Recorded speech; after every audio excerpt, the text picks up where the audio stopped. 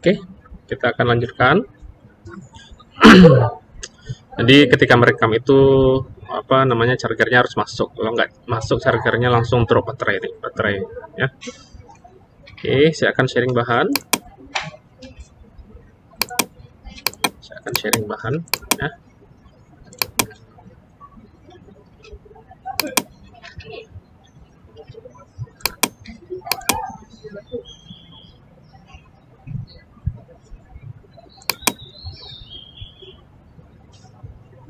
Nah, ini dia, yaitu tentang laporan keuangan, manipulasi laporan keuangan, dan laporan tahunan. Ya, suara saya kedengaran nggak? Coba jawab. Kedengaran, Pak. Kedengaran ya. Oke. Jadi saya tuh misalnya udah ngerekam ternyata nggak kedengaran, kan nggak jadi juga materinya. Oke. Ada istilah laporan keuangan dan laporan tahunan. Nah, ada perbedaan di sini ya. Kalau laporan keuangan itu terdiri dari 5 item. 1, 2, 3, 4, 5. Ya, laporan keuangan itu terdiri dari 5 item yang kalian tahu. Kita tahu laporan laba rugi, neraca, kemudian laporan perubahan ekuitas, ya, perubahan ekuitas. Yang keempat adalah laporan arus kas. Yang kelima adalah catatan atas laporan keuangan. Itu yang disebut dengan laporan keuangan. Berbeda dengan laporan tahunan. Nah, laporan tahunan disebut, kalau laporan keuangan dikenal dengan istilah financial statement, ya, statement. Tapi kalau laporan tahunan disebut dengan istilah annual report, ya, report, annual report, ya, annual report. Oke, nah, annual report ini dalam laporan tahunan ada salah satunya adalah laporan keuangan. Oke, jadi dalam laporan tahunan ada laporan keuangan. Oke ya. Nah, jadi annual report itu selain laporan keuangan apa saja isinya? Yang pertama adalah laporan keuangan, yang kedua ada profil perusahaan. Oke. Jadi profil perusahaan, misalnya laporan keuangan Semen Gresik. Profil perusahaannya semen ini berdiri tahun 1910 begitu kan.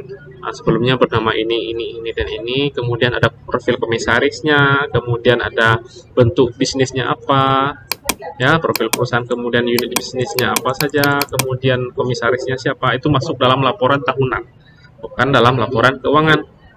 Oke, jadi itu adalah 2 item yang berbeda. Oke. Nah, next ya. Laporan keuangan merupakan inti dari keterbukaan informasi di pasar modal. Informasi tentang laba atau earning yang terdapat dalam laporan keuangan digunakan sebagai indikator dari nilai fundamental perusahaan. Nah, laporan keuangan itu adalah tanggung jawab manajemen. Nah, manajemen bertanggung jawab untuk mengadopsi kebijakan akuntansi yang wajar serta merancang dan mengimplementasikan pengendalian intern yang memadai. Kebijakan akuntansi yang wajar berkaitan dengan kerangka pelaporan keuangan yang dianut oleh standar akuntansi.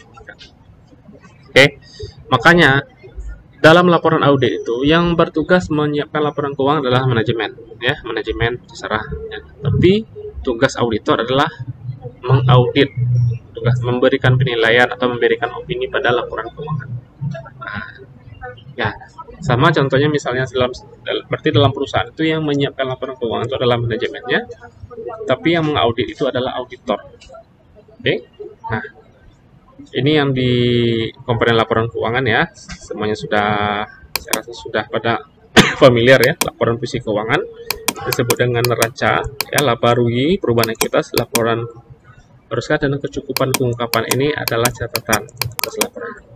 Oke. Nah, dalam pelaporan keuangan, manajemen bertanggung jawab untuk melakukan hal-hal berikut. Pertama, memberikan kepastian yang memadai bahwa laporan keuangan telah disusun dalam kerangka pelaporan yang ditetapkan. Berarti, ya, bahwa laporan ini disusun berdasarkan misalnya standar akuntansi keuangan. Berarti ada kata-kata manajemen yang mengantarkan seperti itu. Ada kata-katanya ya. Memberikan kepastian yang memadai bahwa informasi terdapat dalam laporan keuangan telah disajikan secara wajar dalam hal bersifat material, kondisi keuangan, dan hasil usaha. Ketiga, merancang dan mempertahankan struktur dan prosedur pengendalian internal yang memadai untuk laporan keuangan. Yang keempat, memberikan kepastian memadai bahwa struktur dan prosedur pengendalian internal berjalan efektif. Oke, next ya. Undang-Undang tahun 8 tahun 1995 tentang pasar modal memberi sanksi kepada pihak yang melakukan itu membuat pernyataan tidak benar mengenai fakta material atau tidak mengungkapkan fakta material. Contoh misalkan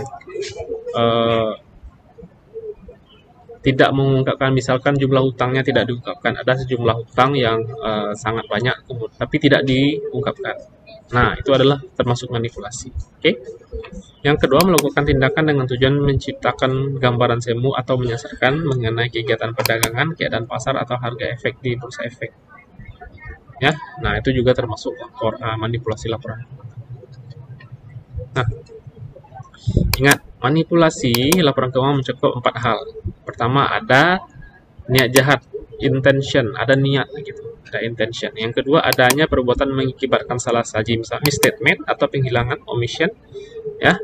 Salah saji atau penghilangan dilakukan terhadap jumlah atau pengungkapan disclosure. Misalnya dikecil-kecilkan, ya, diperkecilkan jumlahnya. Yang keempat adalah dengan maksud menipu, menyalah, ya, safe. Itu manipulasi laporan keuangan mencakup 4 unsur. Intention, misstatement, ya. Kemudian pengurangan jumlah, kemudian reduce the amounts-nya, disclosure-nya. Yang keempat adalah di save them. Nah, hampir sama dengan ketika kita bicara tentang fraud dulu ya. Kenapa orang-orang melakukan kecurangan? Nah, masih ingat ada sifat fraud. Nah, kenapa orang-orang berlaku curang? Ada yang ingat? Siapa nggak? Karena ada 2 sifat ini makanya orang berlaku curang. Ingat nggak apa 2 sifat itu? Nggak ingat. Karena adanya sifat pertama adalah greed.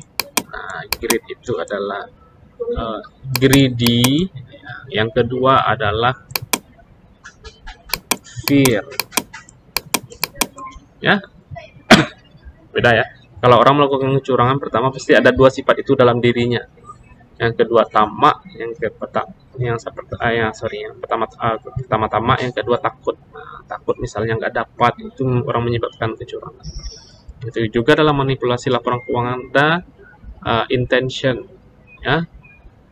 Tapi ada loh manajemen yang dia melakukan kecurangan tapi dengan ingin gitu, ingin untuk memperbaiki kinerja perusahaan. Itu ada lagi nama sifatnya utilitarianisme. Jadi ada penganut utilitarisme ini, penganut sesuatu itu dianggap baik. Nah, gitu. Bentar. Sorry. Okay. Bisa jadi kita masuk pada bab utilitarisme ini ya. Saya akan stop sharing dulu. Oke. Saya akan stop sharing dulu. Utilitarisme ini adalah sifat di mana sesuatu itu dianggap baik kalau tujuannya baik walaupun caranya salah. Itu namanya adalah utilitarisme. Oke. Ya.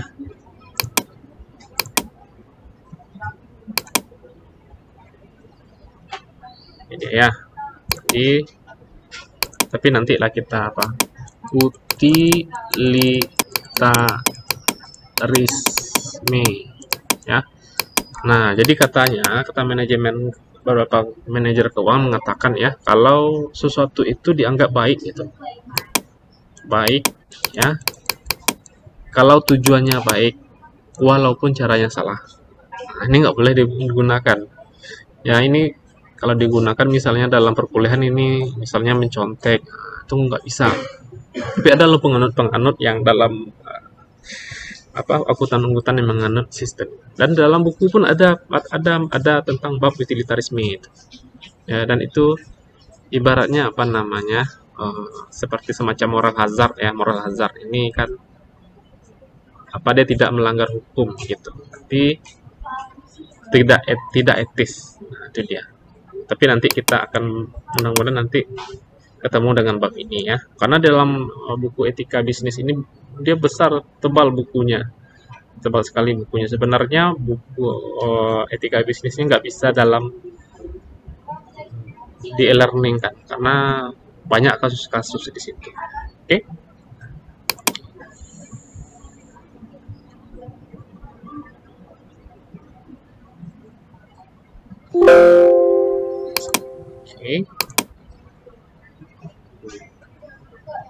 Next, kita masuk ke pertemuan yang ke-13 ya. Pertemuan ke-13.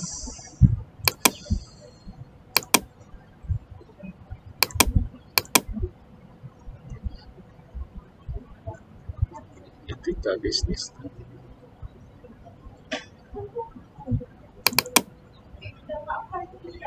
Udah, bentar-bentar yang ke-13.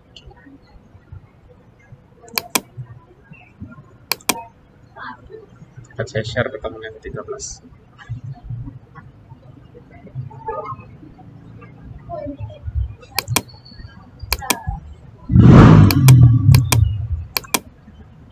Oh, masih ada yang mau join rupanya. Terlambat ya. Oke.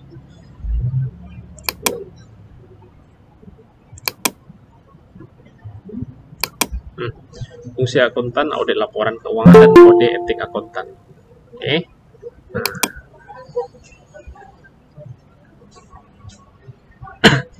Terdapat 3 pihak yang mempunyai peran utama dalam profesi ini.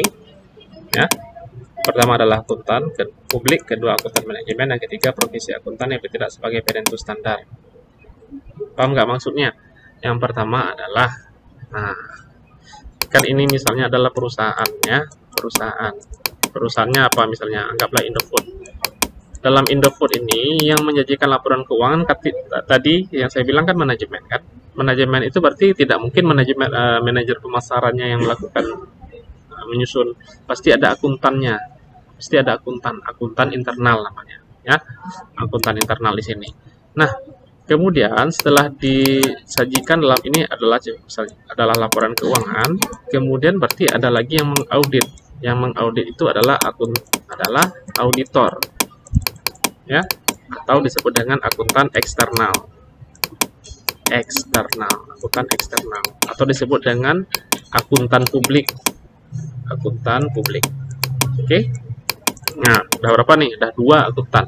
Akuntan pertama yang ada di perusahaan Indofood, dia membuat laporan keuangan. Akuntan yang kedua, auditor atau akuntan eksternal atau akuntan publik yang memberikan opini atas laporan keuangan. Yang ketiga adalah laporan keuangan ini kan disusun berdasarkan standar ya, berdasarkan standar ya kan. Nah, standar ya, standar itu disusun juga oleh standar akuntansi keuangan ini disusun juga oleh akuntan. Nah, oleh akuntan di bawah naungan IAI gitu. Jadi ada 3 akuntan, Institut Akuntan Indonesia di bawah naungan IAI yang menetapkan standar akuntansi keuangan ya. Nah, oke. Next.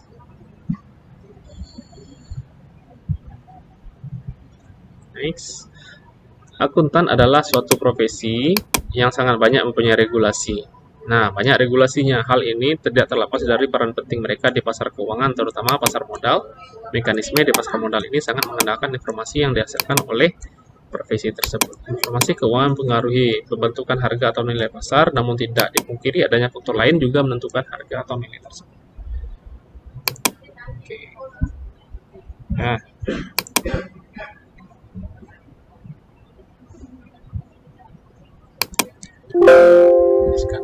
saya akan cerita sedikit, perbedaan antara akuntan dengan akuntan itu dia mengaudit laporan keuangan. Nah, berbeda dengan ketika asesor mengaudit sebuah program studi. kan program studi itu kan kita dinilai ya, program studi itu dinilai akreditasinya. Nah, kan didatangkan asesor dosen di situ. Nah, ketika ada penilai dari luar, ya, ada dosen untuk menilai kampus kita. Nah, itu masih boleh kita makan bersama dengan mereka. Dijamu bisa dijamu gitu. Ada asesor mau menilai program studi akuntansi, ya. Nah, masih boleh kita makan bersama, kita belikan dia ini masih boleh. Nah, tapi berbeda dengan akuntan.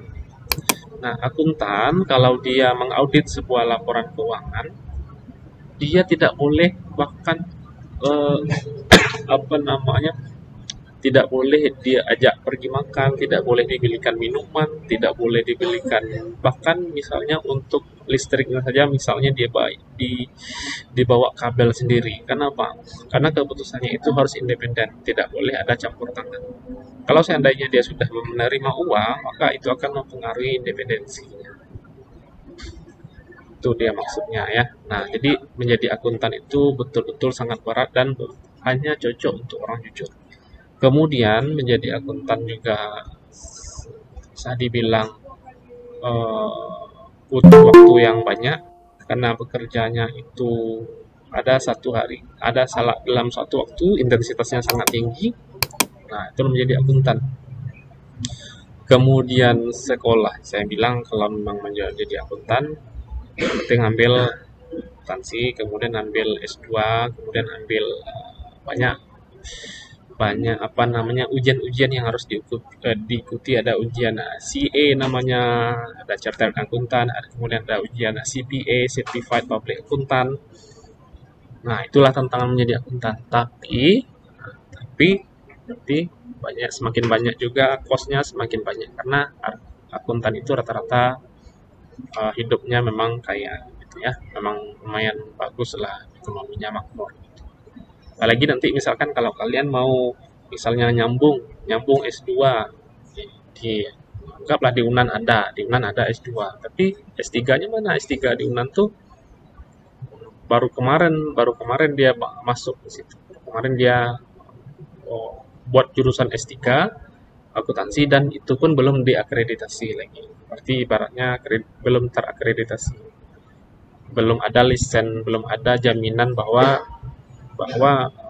kurikulum yang diberikan itu cukup layak gitu, belum diakreditasi. Ya.